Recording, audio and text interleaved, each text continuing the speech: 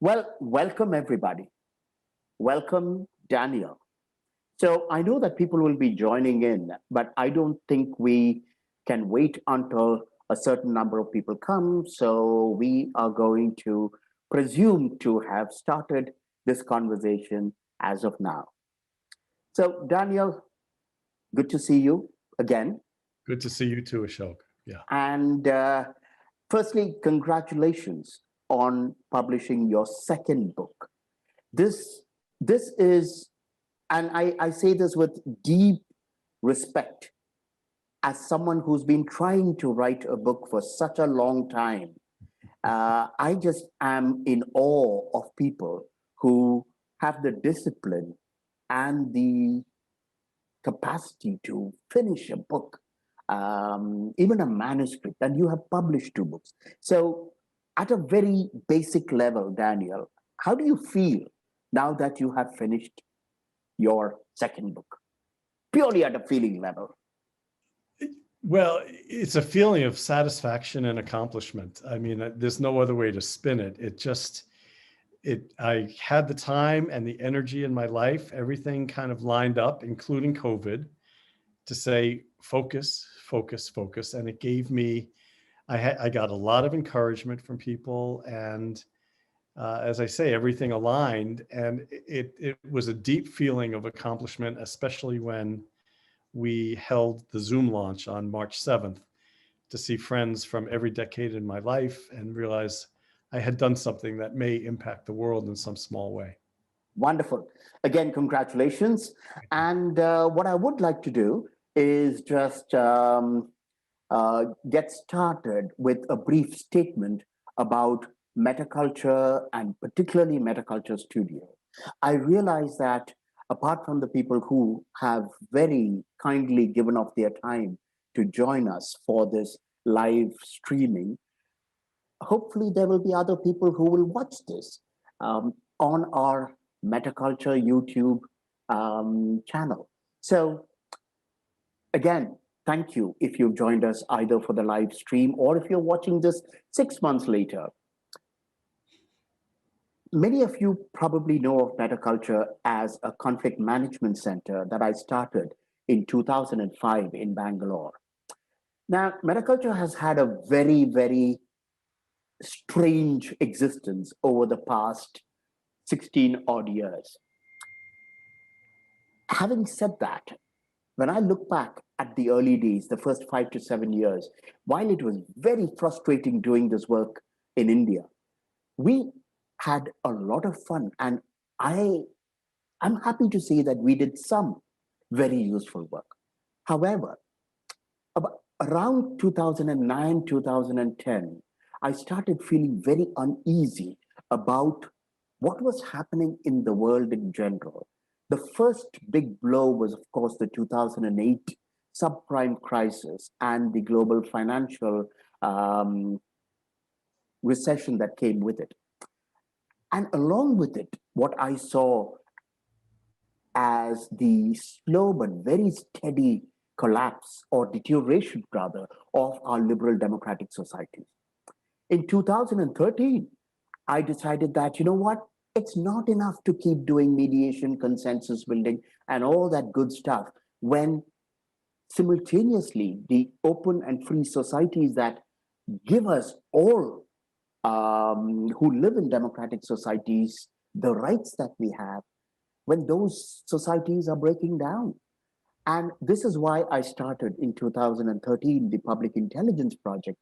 And we shifted our focus from conflict management to finding ways to strengthen free and open societies. But as you can see from the current state of the world, Metaculture and I failed dismally.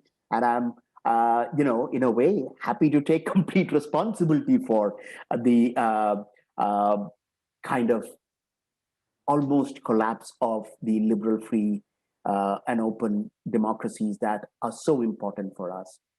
Since 2017, I've been living in DC, and we've been trying to find creative ways to understand what has kind of happened to our civilization.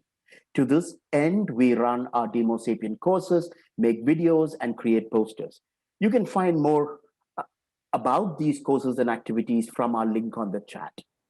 The Metaculture Studio that you have now joined us in is an attempt to go back to the foundation that undergirds all social activities.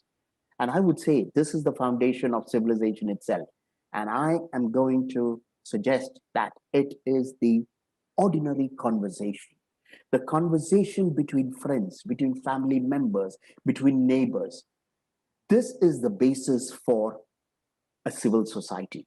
Now, I don't know about you, but like a lot of people, I'm tired of arguments and opinions and angry people trying to beat up on each other, shame and humiliate people on social media, and sometimes even in person, at least before COVID. I have found so many friendships destroyed over the last few years, even pre COVID, because we seem to have given up on trusting or even caring about people, except in terms of very ideological or political opinions that we hold.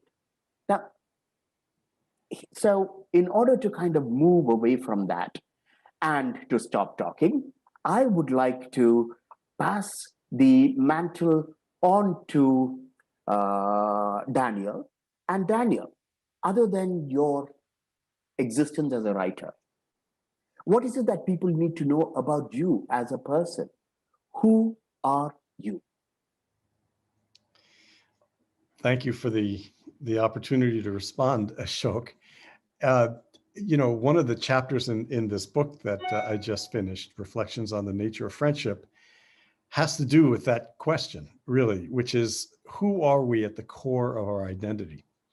And it still feels a bit strange to me to hear myself spoken about as an author. This is perhaps the most recent iteration of my own life and livelihood. It's only in the last three to 4 years that I could even say that I've authored anything at all, other than all the academic writing, which to me, as a recovering academic, and that's an identity piece, is something that I can lay claim to.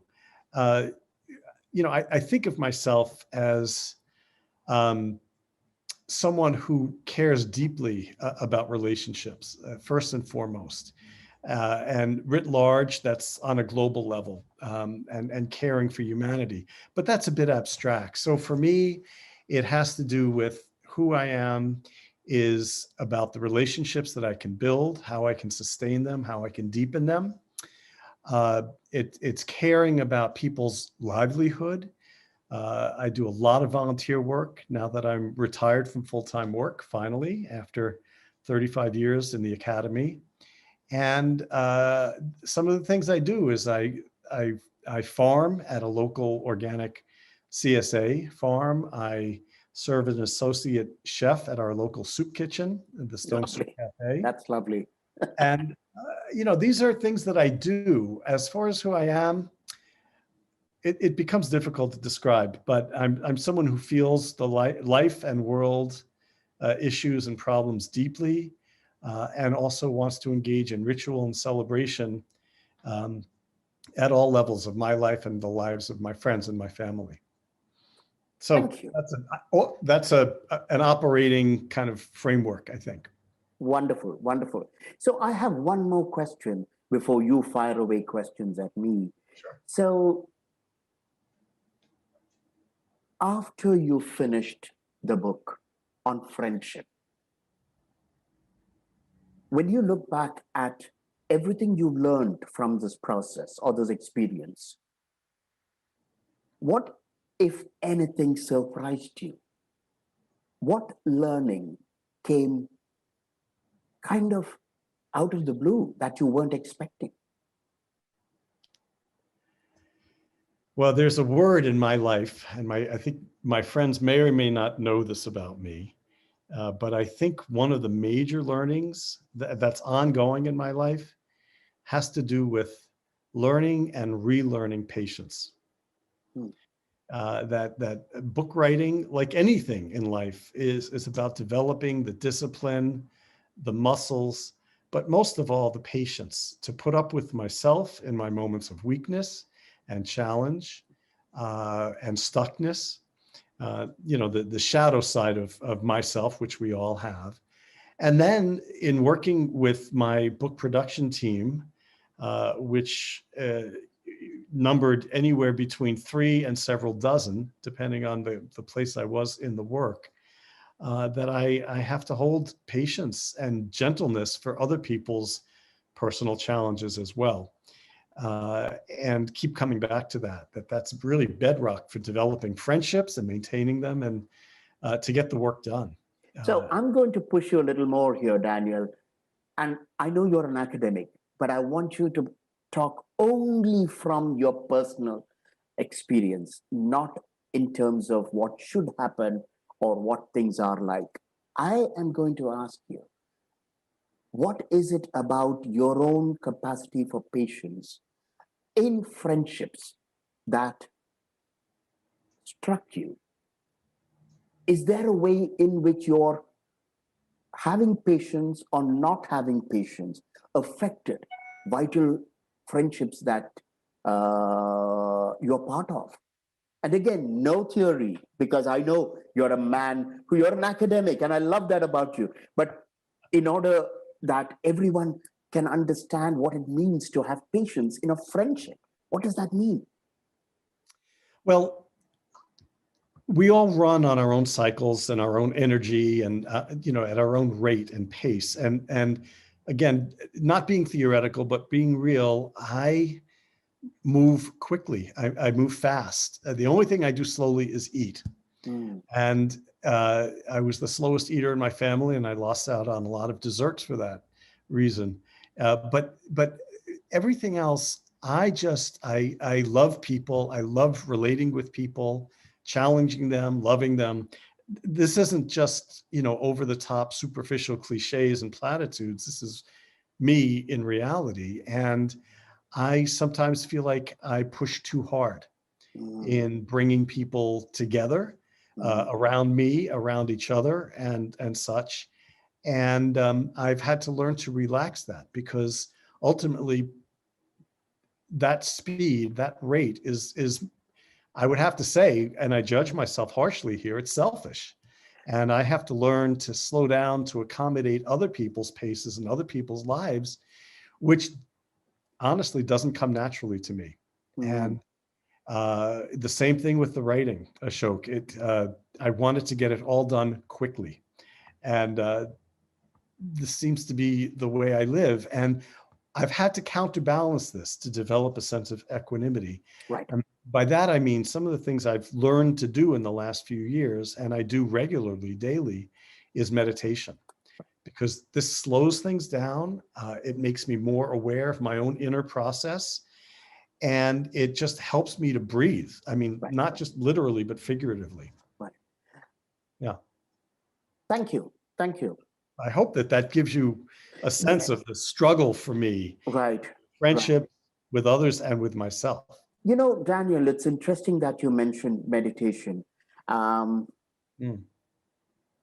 and I'm going to say something that really concerns me about people who talk about the importance of slowing down and mindfulness. And as you know, particularly in the modern, liberal, left leaning world that many of us live in, Mm. Buddhism, meditation, mindfulness is commonplace. I don't know a single friend of mine who hasn't attempted or doesn't do this regularly in the US, particularly. I don't find many of them patient. You see, I struggle with the ways in which people talk about some of these wonderful things, and in their own lives, I don't find them being able to translate these disciplines or these very useful tools into creating space to grow a relationship. And so this is not a question, it's just my reflection on this. when I was growing up in India, and even into my 20s, and through college and after, people didn't talk about meditation, even though we were in India. We didn't talk about mindfulness. We didn't talk about changing ourselves or getting better, leave alone self actualization. But that's become fairly commonplace today, that kind of conversation, particularly, to say the coastal elite or the cosmopolitan world, seems to have kind of completely absorbed the importance of these things. And yet, when I look around the people I know and the friendships that they have and had over, in some cases, decades, I see these relationships withering. I see them weakening. And I also see that in many cases it's been replaced, that the friendships have been replaced with a kind of animosity. So I'm wondering if beyond all of these tools, beyond all of these wonderful things that self help books and psychologists and others tell us, if you and me can explore here at the core, what does it take for you and me? I'm not talking of anyone else, Sure. Yeah. just you and me, not everyone. We won't talk about friendships in general.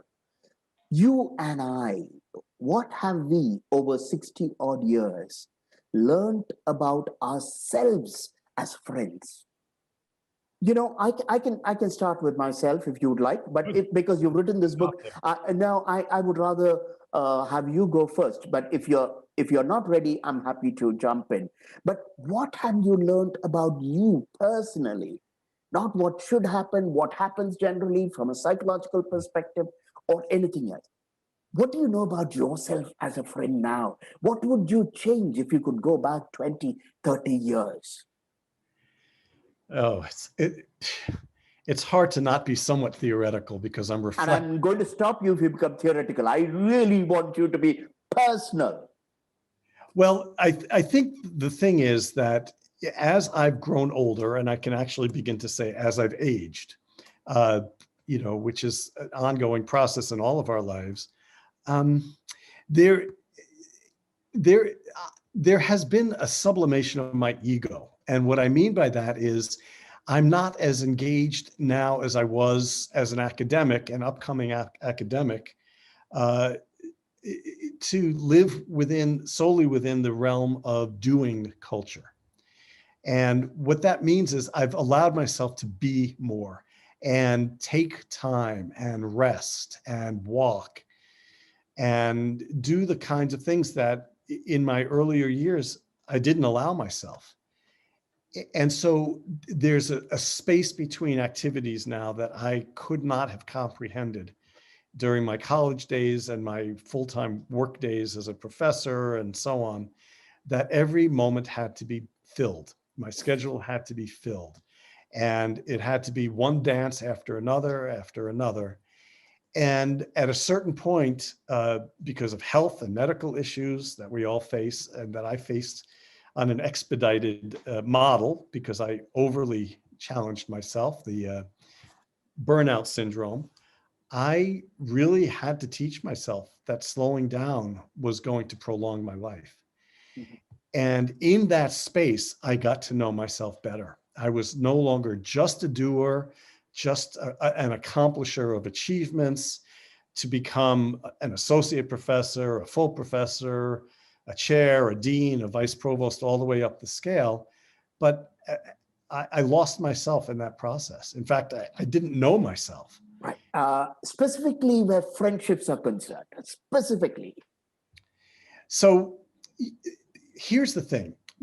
I feel like in our work, in my work, it is very production focused with endpoints, no matter how you look at it. The development of a syllabus, a course, the completion of teaching, hiring process, whatever it is. And friendship is not like that. Friendship is ongoing. There is no end point to a friendship except if it ends. But while you're in friendship, it's all about process. It's all about being with someone as fully as possible and being in that moment with them where nothing else exists. And where other things begin to creep in, I feel I'm distracted or they're distracted, and we're losing some of the intensity and the presence of the friendship. And so the more I can let go of past, present, future, except as it involves the friend or the friendship, the more I am available and accessible to being a friend. Uh, and it's a process of both letting go on the one hand and building up on the other. And it's a constant, for me, I can speak for myself, it's a constant negotiation between the doing and the being. And as I age, I err more and choose more to be rather than to do. Mm. And that's why writing a book, which is about doing, it becomes more difficult because I have to get it done. I feel a compulsion, and yet I'm learning, slow it down. It takes time. It's okay to do the same paragraph 15 or 20 times. Daniel, I want to have you not tell us about the book anymore. I really want us to focus on our friendships. And, you know, hearing you say, and I appreciate the connection between the patience needed for the book and patience needed for relationships. But I want to only focus on friendships right now. And but hearing you talk about this really made me think about two things. The first, since I've been asking you to talk about yourself, let me share a little about my own experiences with my friendships. I think I started, well, I see a kind of a trajectory. In high school and college, it was about having fun. People I could have fun with, and people with whom I kind of shared a common language. By that I mean, we kind of got each other because we came from relatively similar backgrounds. Okay? And I think this was primary until my 20s and 30s when I started also searching for deeper intellectual and creative connections. Meaning, I was looking for something more substantive than just having company, warm company.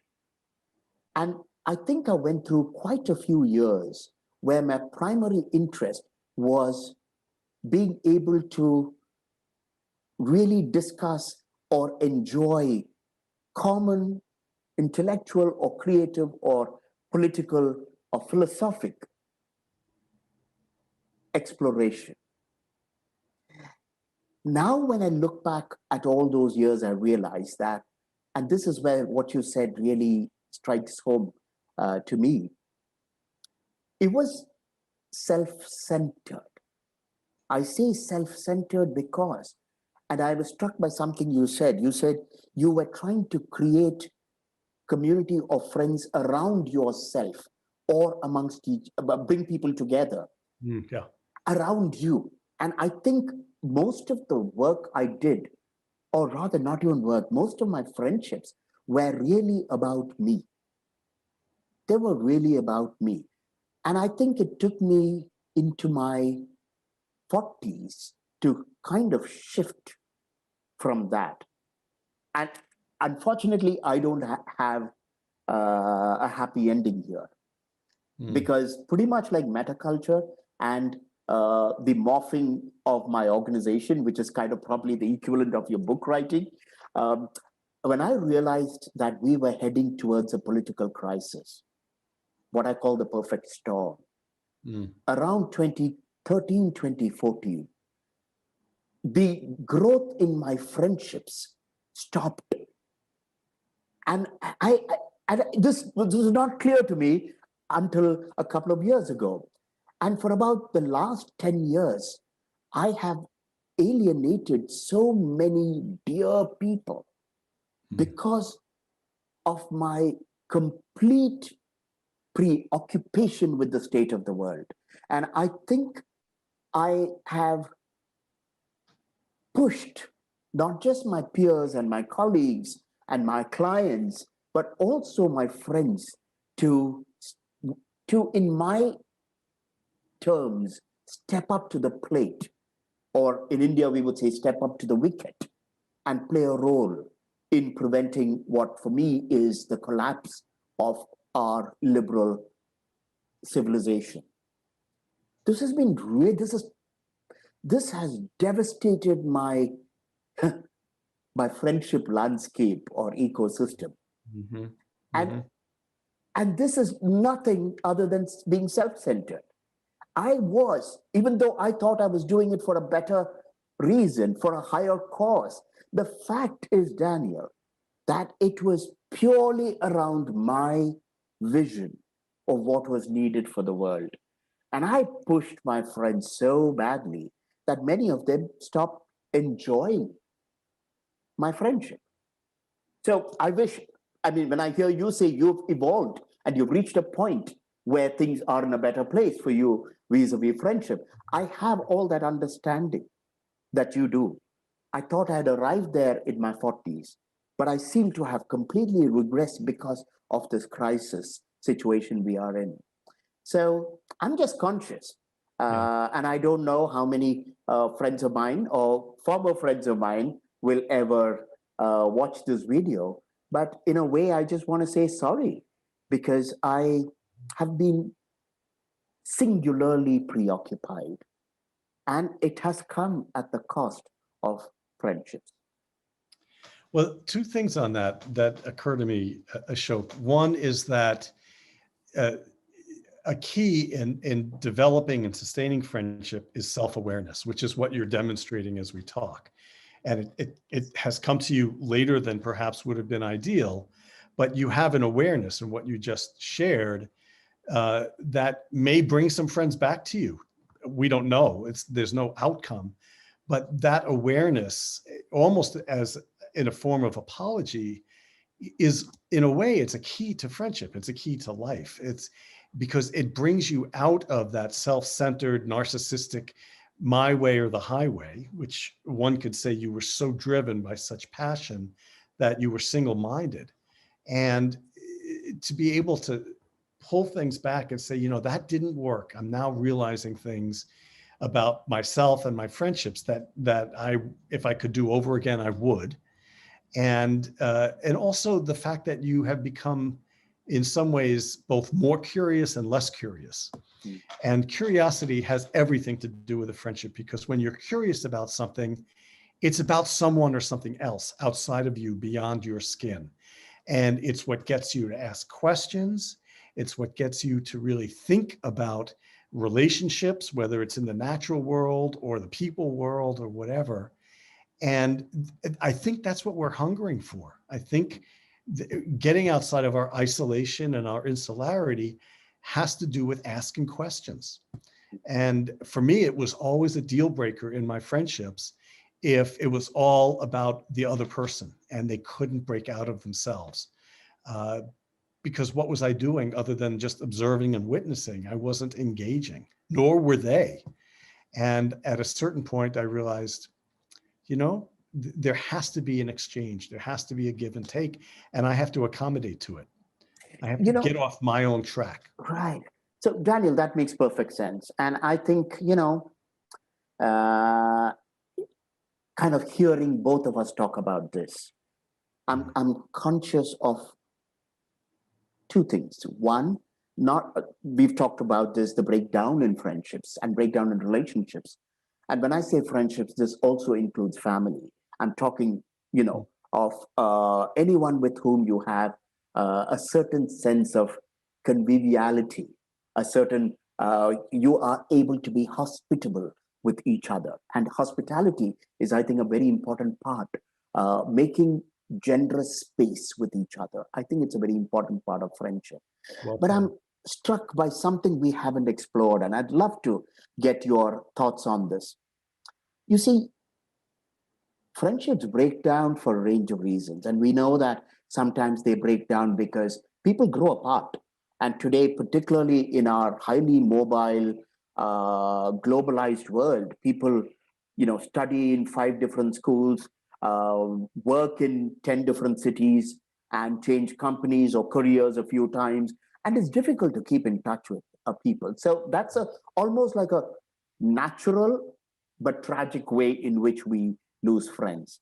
But the other is when friends behave in ways that we don't expect them to, and when it feels like we are not being served by our friendships. And my example was a good one when I pushed people too much out of my passion. So this creates, and I want to put this word out there, but I don't want to go about this part of the conversation in the typical way in which people talk about hurt or trauma. In other words, I don't want this to be a Oprah Winfrey kind of a conversation at all. That's too much. There's too much of that in our zeitgeist, and I am slightly skeptical about it. But it does raise the question of hurt.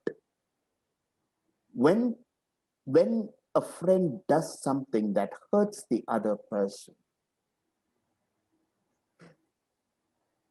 as a psychologist and someone who's really done some deep work on friendships, what do you think happens in the context of that friendly relationship? And I'm not talking about just at a psychological level, what's happening in the mind of a person. I'm talking of in the context of these two or three people who are in a deep bond. What happens when there is hurt and even a sense of maybe betrayal? Well, I mean, there's pain and there's suffering. I mean, emotionally, in one's inner landscape, when one feels abandoned or ignored, betrayed, all those things. Um, there's sometimes it gets down to the bedrock of trust. Mm. I trust you if you've let me down, or you've walked away, or you've insulted me, knowingly or unknowingly. And then the question is, am I curious enough to find out what's going on inside you, as opposed to running away? And here we come to one of the most challenging pieces, and a question I have for you, which is, how do we deal with conflict in our friendships? And I know with your many years of work with metaculture, and even before that, in your work in Boston and so on, you've been working with conflict. And I wonder, for you, if you could talk about your experience in dealing with conflict, interactive conflict in friendships, not the kind where they've moved away or left the area or had a family and are putting time into it, but where there's a clash. And what happens there? Because the measure of any friendship or any relationship is not when things are going well. It's how do you negotiate the schisms between people when you want to maintain the friendship and something is in the way that can't be ignored. So what can you say to that? Okay, now we're getting into very treacherous territory, Daniel, because as someone who, particularly in the last 25 years, has worked in the field of mediation, conflict resolution, consensus building, and the like, where everything you're talking about is really at the core of the work we do, that conflict is inevitable. Yeah. We are going to mess up. You put two people who love each other in a room, and within hours, if not days, or within days, if not hours, they will be at each other's throats. And that's normal. And it's almost a truism in the field of non-adversarial dispute resolution or conflict resolution that with the right tools and the right skills, we can kind of bridge the chasm that happens. We can actually take a step back and ask ourselves fundamental questions that help us reconnect despite the conflict. One can also say, in fact, we say this all the time, that without conflict, no relationship grows. That you need friction. And this is something that I've been saying for such a long time. And I want to say something that's been terribly disheartening for me, Daniel, particularly in the last 5 to 7 years. when I have had conflicts with, or I wouldn't even call them conflicts, when there has been minor tension and a bit of a break or distancing between me and many of my conflict resolution peers, Mhm. mediators, wonderful facilitators, and people who I would, in a heartbeat, hire as a consultant for a really difficult project, I have found that very few of them have the capacity to stay in that place of stress or tension or conflict in order to work through it. It's been devastating for me. I can't even tell you. It's one thing, and I give this example very often. You know, India in general, we are conflict avoidant people. By that I mean, if there's a conflict, we either run away or we fight. We do not say, "Hey, I sense a tension. Why don't we talk about it?" And for years, I thought the West, particularly the Anglo-Saxon West, had a tremendous advantage over, or even the German and Austrian West had a tremendous advantage over the East because of Freud and because of analysis and therapy. And you folks had 100-year head start in talking and processing these things. And I didn't see that in India, where going to a counselor or a therapist is still very much a taboo. And I realized during this period, my last 5 to 7 years, I would almost say my conflict phase as in my life, I found that it's one thing for people to know how to do this theoretically and to put on a hat as a mediator and go forth and practice it when your feelings and opinions and ideologies and your safety is not at risk. And it's a completely different thing to say, uh-oh, I'm in a bit of a difficult situation with a close friend or a colleague. Why don't I practice the very things I'm talking about? Now, I say this because, this is what I wanted to share, but I kind of rambled a little. I give the example of my mom, who she passed away almost exactly 3 years ago. And obviously, like with most people who pass away from your lives, the longer they go, the more you realize how vital they were in your existence. And we Mm. weren't terribly close, but we kept in touch all the time. And I've never lived at home for the last 50 years. But it was mostly through the phone. And every time we had a argument, I don't even want to call it a conflict, on the phone, she would put the phone down. Mm. She wouldn't continue with that conversation. And me being the kind of person, I needed resolution right now. So I would keep calling her back and she wouldn't pick up the phone. And she wouldn't pick up the phone for the next 3 to 4 days. After a week, she would call and it would be as though we never had that tension. She wouldn't want to talk about it, but she would treat me with as much love, affection, caring, and concern as she did before this mini dispute. And I saw this as a wonderful thing in a way in the East, that there was a capacity for people who loved each other to forgive without necessarily understanding. My mom would never try to understand what happened and why I felt this.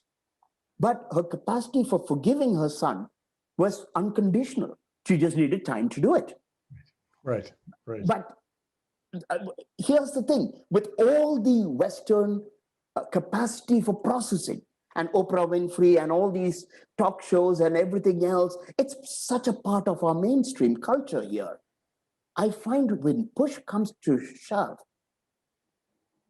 even with professionals, there is very little appetite for taking a step back and saying, hey, I'm surprised we are struggling here, Ashok or Daniel? What's happening? Because, we used to get along and something's changed. Why don't we talk about it? I don't see that happening amongst the professionals who, more than anyone else, are devoted, they are passionate, they are good at it. I don't want to call it hypocritic at all. It's not hypocrisy. There's something else happening. This is a big deal. And I think what lies at the base of this is most human beings do not have a capacity or the volition to be vulnerable. Mm.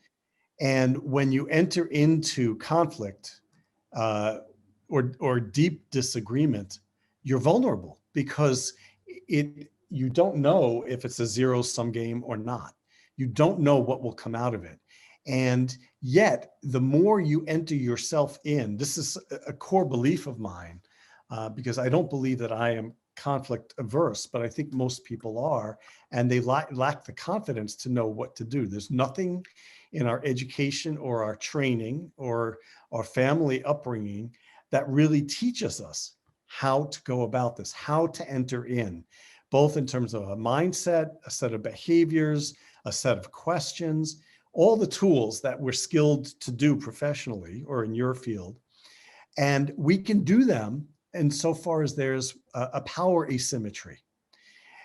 And so I come out of the academy, and there's nothing, maybe politics, but I don't think there's any other field where there's more power asymmetry than academia. And we're safe if we are in a position of power and control. But when we lose that, which we lose with our friends because it's a co-equal relationship, there's more at stake.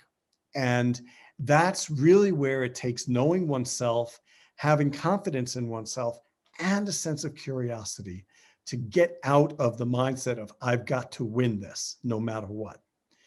And when you're teaching, when you're professing, when you're consulting, training, all those things, there is a power asymmetry. It's very dynamic. Things are predicated on the fact that I'm in charge, watch me, I'm going to lead us through this process. But when no one's leading, as in friendship, there's much more at stake. So this is fascinating and very useful, Daniel. Let me ask you. So are you saying that power asymmetry is better for resolving conflicts than a co-equal relationship, because nobody has any control at all? I mean, this is actually devastating. And if I might add one more thing, because there is such a huge assumption that democratic societies make, that equality is fundamental for respect and for sustainability of societies. People talk about the fact that equal relationships, non-hierarchical organizations, and democratic societies are far more sustainable. But what I'm hearing you say is that conflict is easier resolved in an unequal situation than in an equal situation. What's this about? Yeah, let's back up on that, because I'm actually trying to say the opposite. And I guess I haven't argued passionately enough here. Power asymmetry allows the person who's in the dominant role to step away at any point. Okay. We can call it white privilege. We can go in any direction we want with that. But it means if I'm in charge, I make the rules. And as long as one person is making the rules in a relationship, I don't believe you can really resolve a conflict. I think you can quash it. I think you can run around it. You can do an end around, but there's power over. And I don't think that that's the way to deepen a friendship. I think both partners have to be willing to be vulnerable. And that takes away the power asymmetry. I know when I'm in the classroom or consulting or whatever, if I don't talk about myself, if I don't model who I am as a human being, not just the power in charge, then I'm not really freeing other people up to do the same. It's not fair to them. Daniel, I don't think I will buy that. Okay. And I'll tell you why. That's precisely the issue that I am struggling with. The work that I've been doing all this while has been premised on exactly what you're talking about, that when you have an equal situation, there is no suppressing of the conflict, and that both people have a stake in the relationship and they can move forward to try to work through things. If I they am, yeah, right. And I'm suggesting that's not the way the world is actually working. So, and this is a new realization, which is only in the past 5 years for me. When I look at, let's take two scenarios. One is friendships. The other one is um, an organizational relationship, or even a geopolitical situation. Okay, so when you have an autocratic society, China is a great example.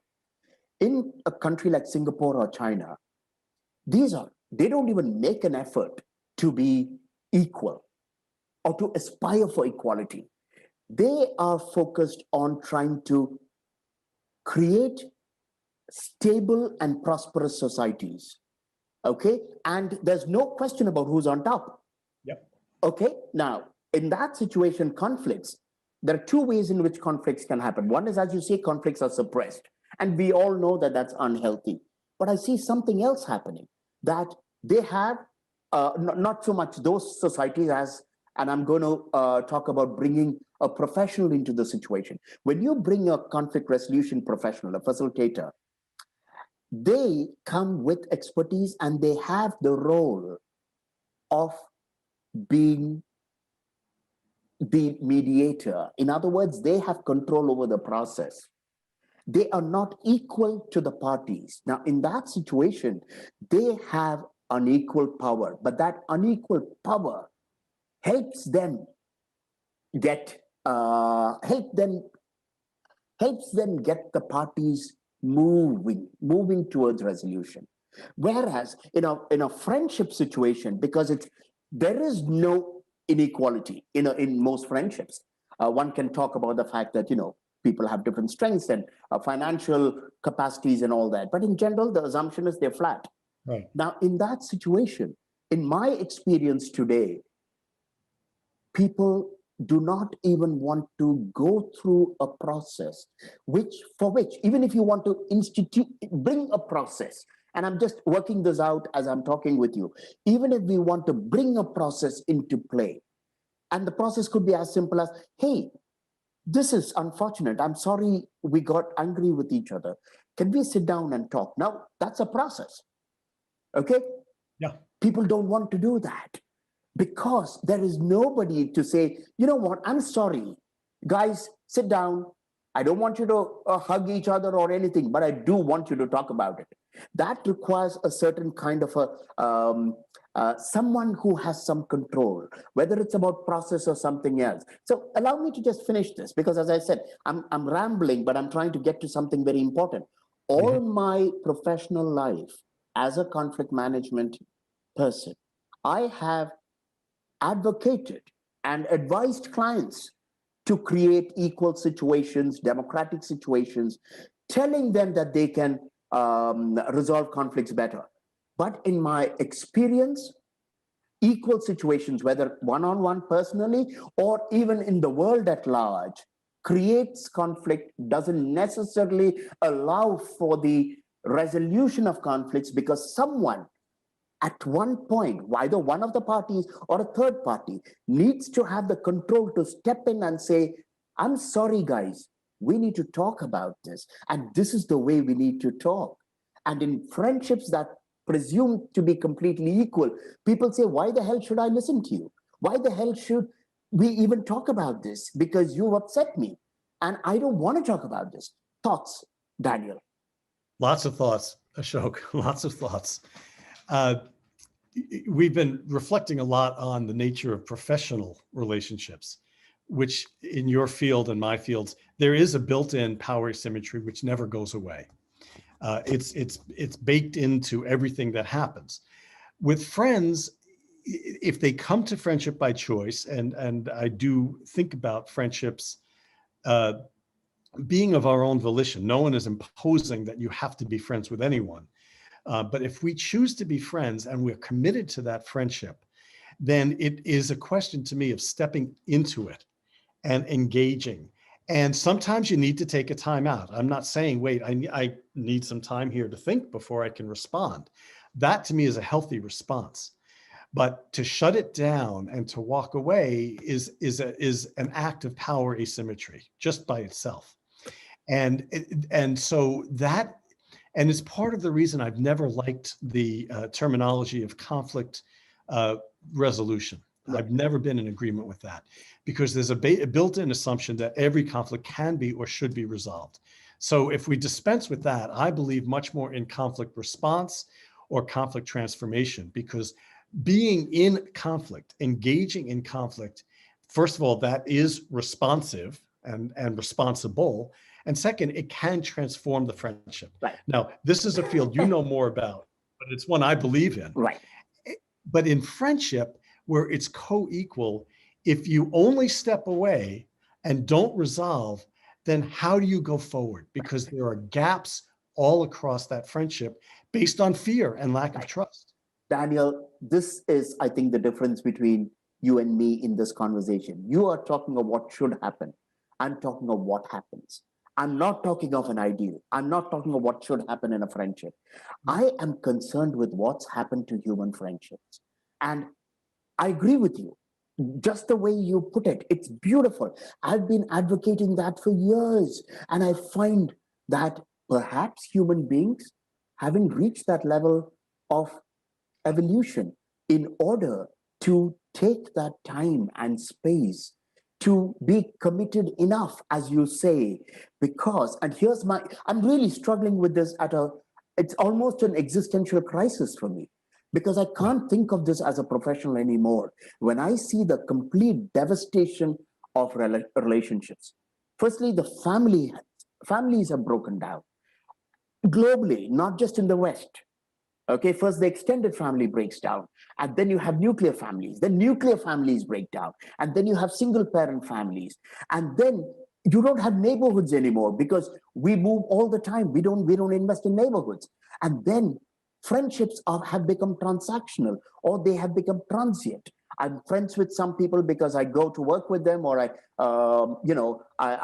hang out with them in the bar or wherever else, but then I move town and they no longer exist in my life. And here's the thing, what you're talking about that commitment to friendship, Daniel, I think it's become so rare that conflict, all the wonderful things I learned about conflict and mediation, and whether it's transformation or management or whatever, has gone out of the window. They have become almost esoteric, highly luxurious tools and processes that we use under controlled temperature and pressure. So for me, this conversation with you, I never wanted it to become professional. I'm really concerned about the state of human relationships globally. And this brings me to something else. Remember, I gave the example of my mother. I think traditional societies had the capacity to forgive and move on with the relationship. I think our transient, transactional, temporary relationships today, I think these have created a situation where we don't forgive, don't forget, but just cut off. And I can see it happening not just in the West now, I can see it in the East also. Mm-hmm. So let me bring you to another question. How have your friendships changed with social media? I want to give it another couple of minutes before we ask folks for their questions. So because I know you as I was going to say in your face, you're not in your face at all, but face to face, you're the kind of person who loves cooking together, doing things together. I've had so many wonderful afternoons and evenings with you and our common friends. Yeah. But in the world of social media, how has this affected you and your friendships, Daniel? It's been difficult. And I think even in the past year, during this time of COVID and isolation and insularity and so on, I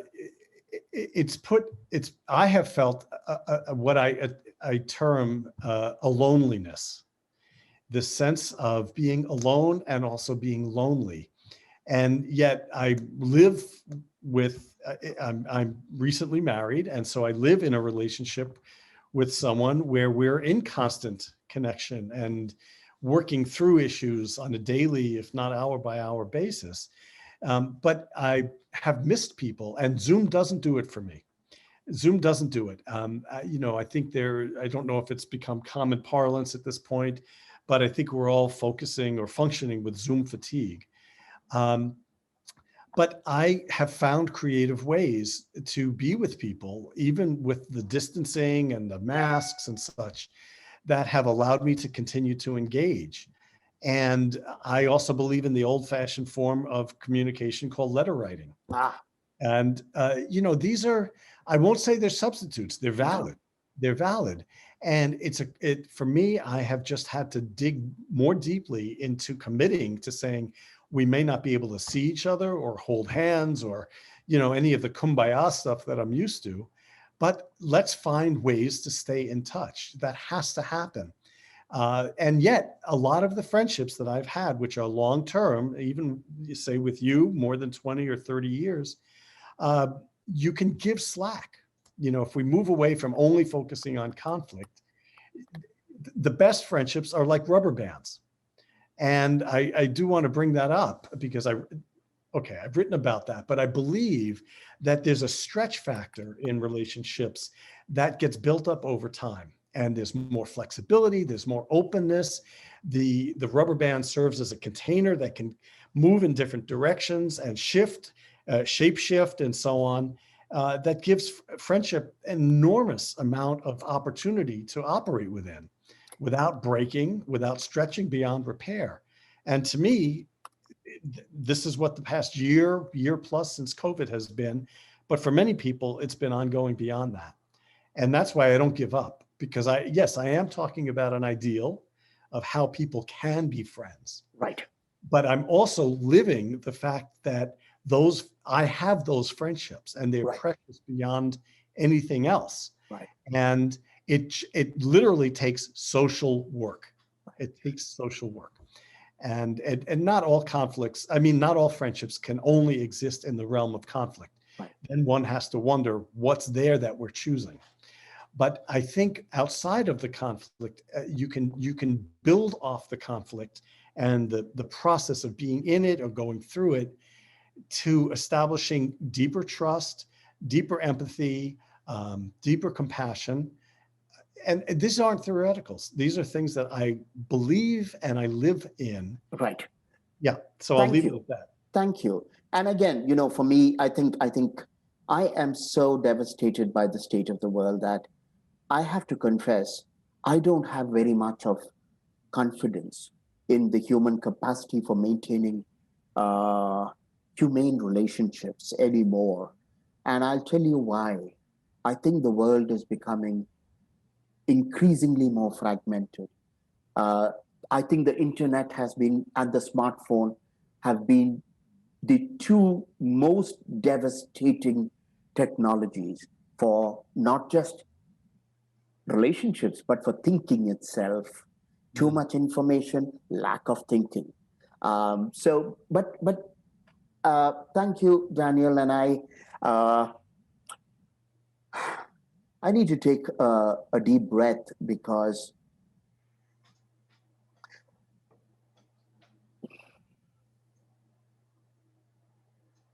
I think we've reached a point where each one of us is suffering from what you are talking about. You mentioned, Daniel, loneliness. I think friendship is the antidote for loneliness. And what has happened is we are all today not just fragmented, we are isolated. And we are alone in a really traumatizing way. And it's heartbreaking for me when I see this happening, not just amongst friends, but amongst families, the complete breakdown or the to use your wonderful rubber band analogy, that flexibility, I think, has been replaced by one of two things: either the rubber band breaking, or the tension being, the rubber band losing its elasticity. It's become so loose that there's no rubber band anymore. And again, there's enough social research to talk about, starting from Bowling Alone, the classic book from 2000, which talked about how Americans don't have community anymore. We don't have friendships anymore, and we don't really we don't really have that kind of a connection anymore. And then you have the internet, and everybody talks of online communities. And for me, there is no term as sad as an online community. I tell, as you know, I run courses, and people are very excited sometimes to say, oh, after 2 to 3 sessions, oh, I'm so glad we have this community. We can talk about things. And I say, no, do not kid yourself.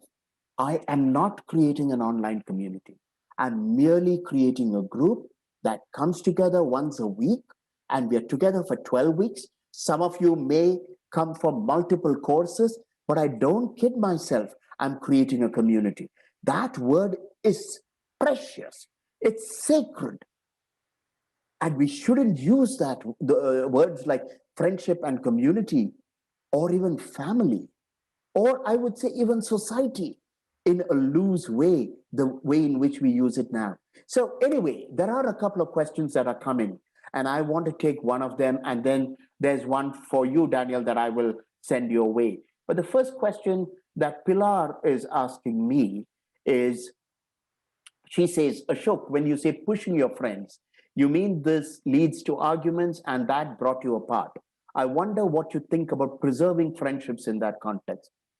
So it's the problem, and I'm not going to give theory. I'm not interested in talking about how we should preserve friendships. Let me talk about what the challenges are, because I think we are at that stage in human in deconstructing what it means to be human or a society, that we cannot get away with theories or even ideals. We have to ask ourselves, what is really happening, and what must we do in order to allow our wonderful theories to work again, to move society towards a more ideal state. We can't start with the ideal. We have to recognize society for what it is. So here's my response, Pilar. The difference between getting your health back through dieting and exercise and repairing a friendship is, if as long as you're committed to your health and your exercise and your diet, you can do something about it. But when it comes to a relationship, it's not just you, it's you and someone else. I mean, we talk in countries like India, or in Asia and Africa, we talk about the fact that there are no one-on-one relationships. All relationships exist in a community. You're not married to your spouse alone. You are married to your in-laws. You're married to the village. It's not an individual project to repair relationship. It's a community project. Now, when I talk about my own relationships and friendships, which have been battered because of either my moving from city to city, my changing careers, but most recently because of my passion towards somehow mobilizing my peer group, my friends, my clients, to try to step up and do something before society collapses. I have broken relationships. I have strained relationships. And it's not that I haven't tried to keep them going, Pilar. It was never my intention to weaken the relationship. I really wanted to keep the relationship going with this as another layer on the relationship. And here's what I realized: those relationships or those friendships did not, were not equipped to take on another layer. They existed purely at that level of comfort and trust and security. The moment another layer came in, it, all of us in the relationship didn't have what it took to step back and say, hey, I see a new layer. Why is that happening? How can we allow that layer or that idea or that push to destroy the friendship? Why cannot we work through it? That requires all the parties to do so. I'll give you an example of my trying with my colleagues in the conflict resolution field, because I have presumed that they have these tools. They understand these things, as Daniel has put it so eloquently. I have gone back to them and asked them to talk with me. I have said, let's talk. Let's not create this distance. When can we talk on phone? If I'm coming to your city, let's meet up over coffee or lunch. Come over home and I'll cook for you before COVID. There were no takers. There were no takers. So for me, preserving relationships requires what Daniel said, being able to stay in at that level of vulnerability. To not just, it's such a, again, such a fashionable word. Everyone uses it, including 18-year-olds today. But to remain vulnerable, particularly with a friend, it's very difficult. Very difficult. Now, not unless you have a therapeutic relationship with a friend. And I know Daniel has, what's that process you use? Co-counseling. Co-counseling. And he has great friendships where they have structured into their friendships co-counseling processes and time for it. Most people don't have that. That's right. And I know where Daniel is coming from, because he does that with his friends. He has the optimism that it can be done. But I would say, how many people can you co-counsel with in terms of your larger friendship network? How many family members allow for that kind of co-counseling with them? So for me, I'm talking about the real world, not of ideal situations that you or me or Daniel can create. And preserving relationships today, for all those many reasons that I talked about, has become very, very different. Again, contrasting from my mother's example. And it's not just because it's a mother and son relationship. 20, 30 years ago, I have witnessed families really fighting with each other. But when there's a new marriage in the family or a death, people come together and they clear the cobwebs. Not all of them, but I've seen it happen. That kind of live and let live, that kind of bond and trust and the need for interdependence is missing. Each one of us believes we are self-contained, at best with our spouse or our kids or our job or our career. That's the only thing that we need anymore. So I'm going to stop, but this is my response to it. Pilar, I don't know if it answers. Daniel, there's a question for you. And Raju asks, Daniel, sounds like you have slowed down to do self-care and noticing while the ego got nice and small. Did that make you a better friend and more accessible to others? Your ego getting small and you're noticing what's happening. Did that make you a better friend? Well, you'd have to ask my friends, Raghu. I don't know, honestly, objectively. I know for myself that I've really taken a deeper level of curiosity and care as I've been able to slow down, because I'm not racing, I'm not rushing, I'm not just zooming ahead with the next project and so on. And there's a question that I ask myself and that I ask my friends, and it opens a door. And this is not focused on conflict. It's the most profound question to me in the world. Is there more? Is there more? Because that allows us to get beneath the surface, and search for deeper meaning in our daily lives. And you have to have enough patience to even know that that question exists. Mm. And then you have to be more present to hear and take in the response. You can't, the question that we ask each other all the time, I don't know how universal this is. How are you? It's a non-question. It's a non-starter. If you get anything more than a grunt or a groan or okay or I'm fine or good, how are you? That's the extent of it. That's the wrong question. But if you're going to ask a deeper question, it takes time. It takes the patience I was talking about earlier.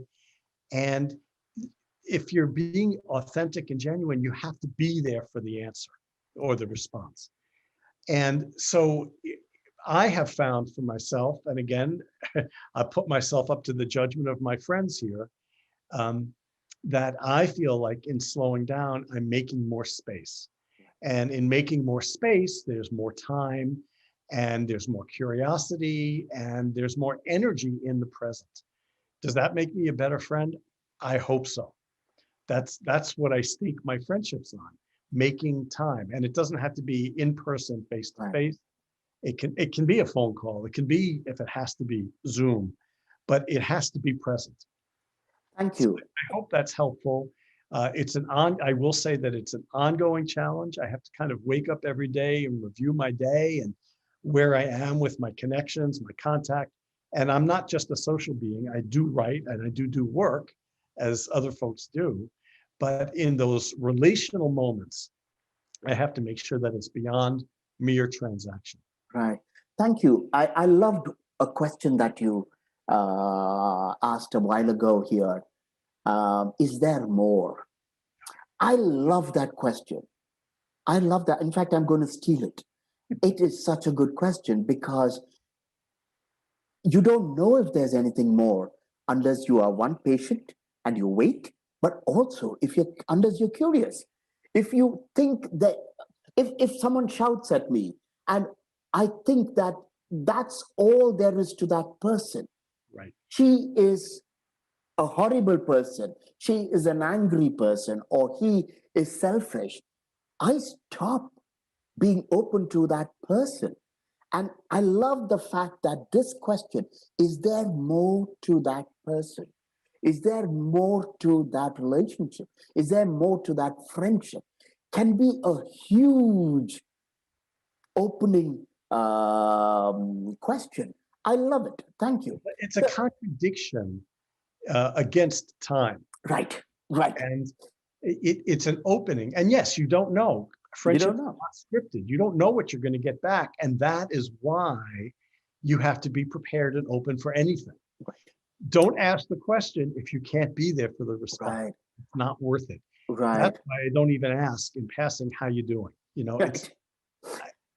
It gets no one anywhere. It's a waste of a platitude. And I'd rather be sincere and really sit down with someone in whatever context and say, tell me more. Is there, and be prepared for whatever comes. I love it. I love it. Now, there's another question from Nilam.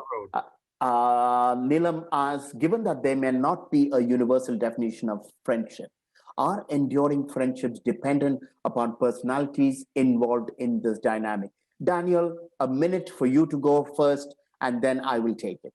Okay, run the question again, just so I can focus. Given that there may not be universal definitions of friendship, are enduring friendships dependent upon personalities involved? Well, that's the classic response I would offer is yes and no. I mean, and that's not meaning to back away from it, but we are our personalities in terms of what we manifest in the world every day. And there's a word within personalities called persona. And that is what we show to people.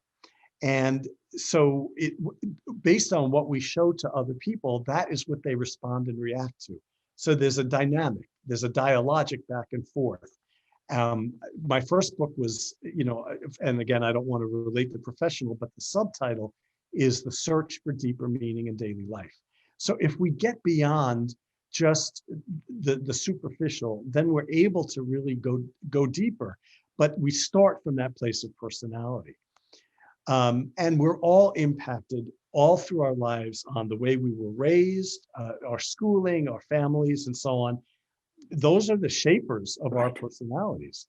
And how we relate to others is based on the hurts, the resolutions of those hurts, or lack of resolution, the triggers that we carry. These are all human. They're unconditional. I mean, they're without condition that we all have them.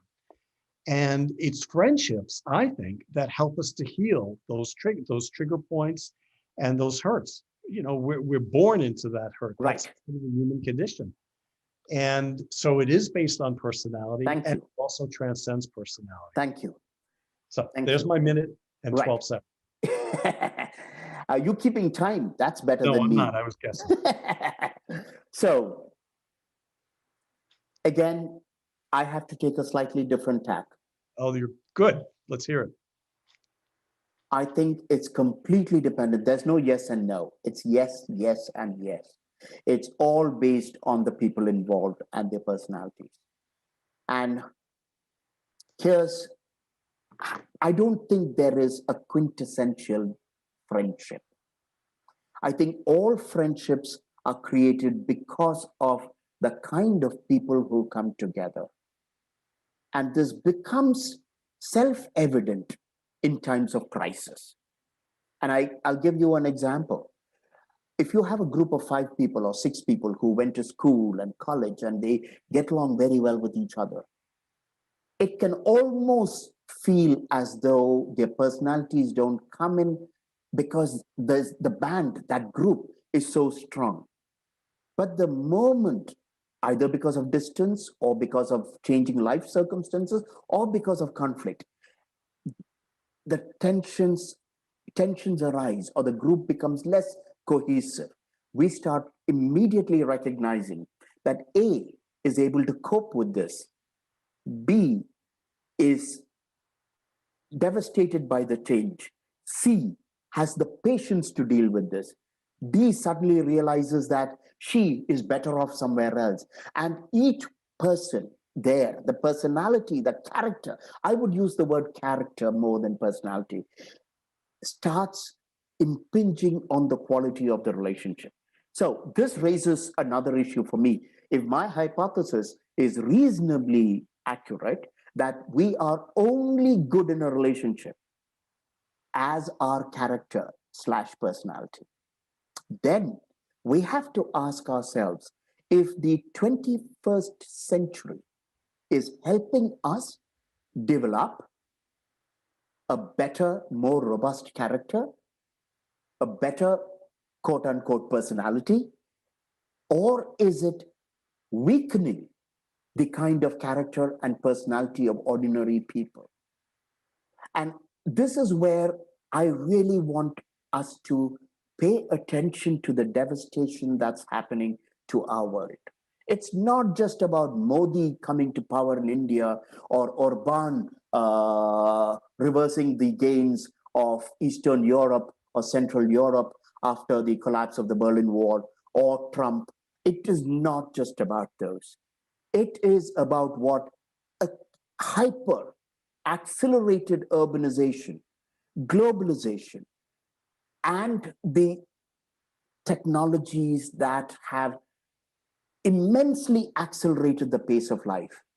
It's what that has done to who we are as people. And by that, I mean as individuals. How can I talk of my character and my personality when I've even lost the capacity to pay attention for more than 5 minutes on one screen because I get distracted by my WhatsApp ping. I get distracted by another screen that's something exciting is happening there.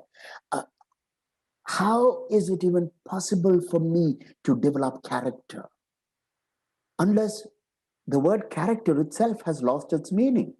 The word character, for the longest period, meant the development of values and strength and personal integrity. But if I have no time for anything, and if I have no sense of attention or focus, and if I've become so individualistic that I don't care about anything but me and my stimulation, where is this character? So I would like to end on this note that yes, friendships are only as good as the people involved. But am I even me anymore? And what does it say for a society or a civilization if we are but hollow men and women? I don't know if I am Ashok anymore in a robust way. I have to every day, 3 times, 10 times a day, remind myself that if I'm not acutely conscious of retaining my humanity at a deep level, I could wither away, because that's what the world is doing. When we talk, because of my work in peace building and conflict resolution, when we talk about genocide, it's really nothing but the loss of the self. Violence can be seen as the loss of identity, and violence is one way to desperately clutch at any sense of self, even if it is at the cost of others. Now, obviously, in friendships, broken friendships are not necessarily violent, and they are, well, they might seem like a far cry from political genocide. But if we really look at what undergirds all of this, it's that we humans can connect with each other only if we pay enormous attention, and this is what Daniel has been saying, enormous attention to what's happening with the 1 or 2 or 5 people we are involved with. And I don't think we have the capacity to do that anymore. Most of us probably sleepwalked through relationships when we were young.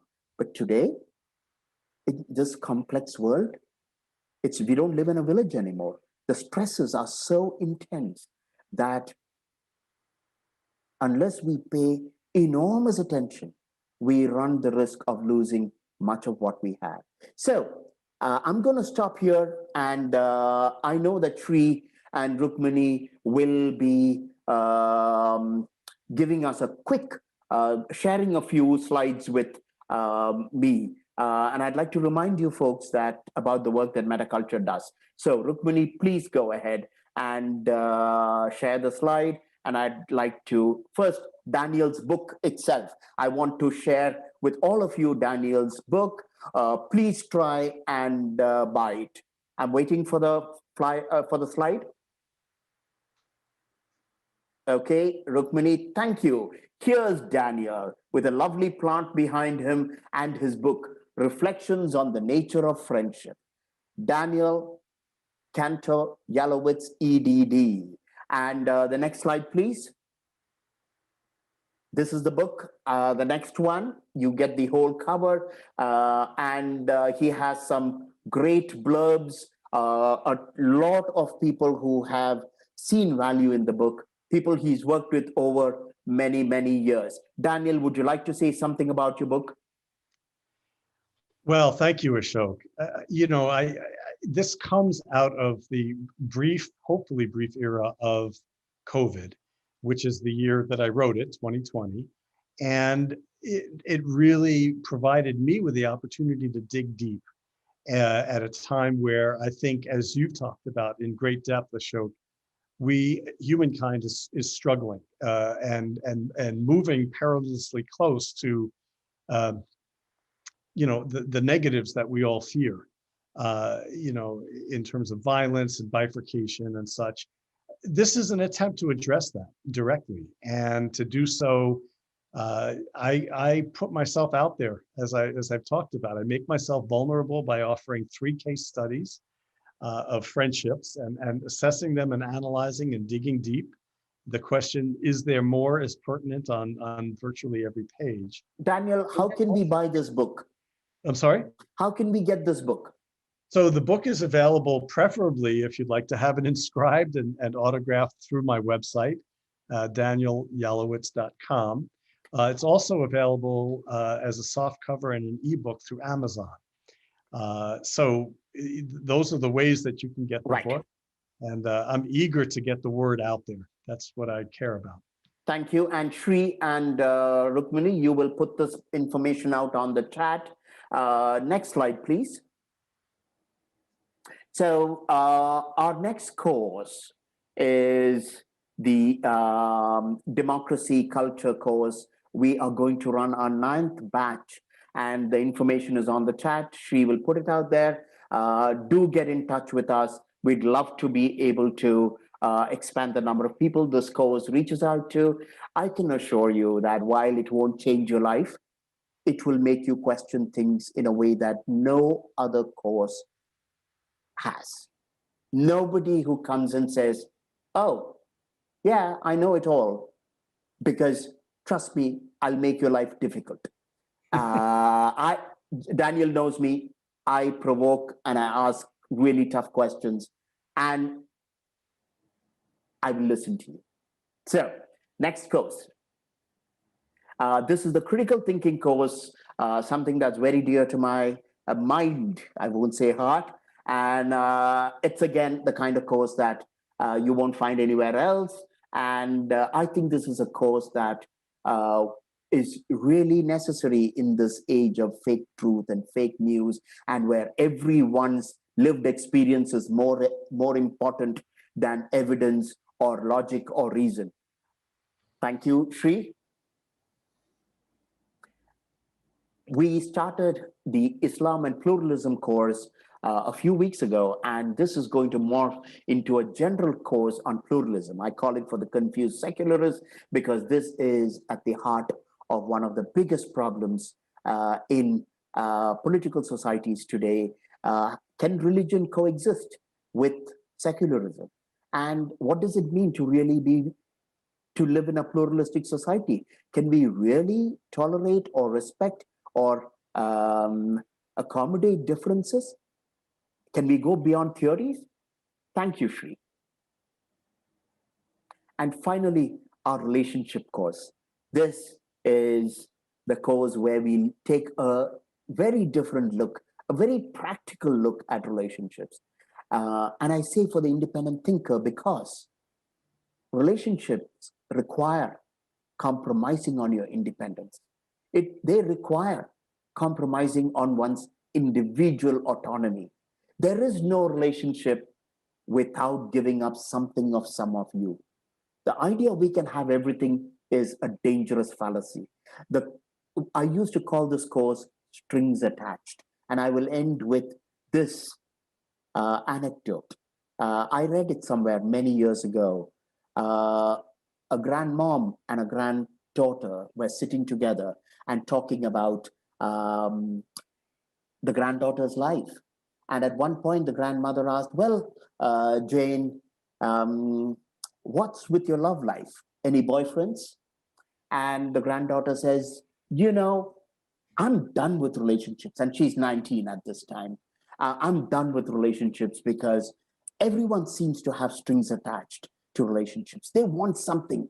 And I want to be free.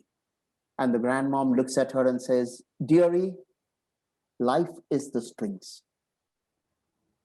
If we want to be completely free, autonomous, individualistic, and independent, you can't be in a friendship or a relationship. All relationships are about ties, not just beautiful connections you can let go at any point in time, but they are about ties, about strings which connect us, about bonds. Are we in a society today incapable of tying ourselves down anymore? I'd like to leave you folks with that thought. Daniel, thank you so much. It's been, as always, great talking with you. And I want you to have the last word. So, can you say one thing that you would like to leave us with? Anything funny or poignant or profound? Well, I'm not a storyteller, so I don't have the that as an intelligence. But I will say, if you're willing to challenge yourself, if you're willing to take a step deeper into yourself and your life and your world, I think you'll find, as I have, that friendships are really a rooting and grounding force for good in the world, and certainly in each of our individual lives. And I hope you'll read my book. But more than that, just more than plugging my book, I hope you'll take the time to think about and work with the things that you need to become a better friend. There's a question for you, Daniel. Is the book available in local bookstores? Not yet. I'm looking to make that happen. And as soon as things open up more than they have, that's something I'll pursue. I'm also working on getting it into libraries and other places, but I think that's going to be more of a late spring, early summer project at this point. Excellent. Well, Daniel, good luck with the book. I know we are the first people to interview you or have this conversation to, and I'm glad to be able to do what we can to launch your book. All the best. Take care of yourself, your health, and love to Margie. Well, thank you, Ashok, and thanks to folks who listened in. And it's been a privilege to take the time to really think deeply with you this morning. Excellent. Well, stay safe, everyone. Take care. I'm going to end the live stream now. Bye. Thank you.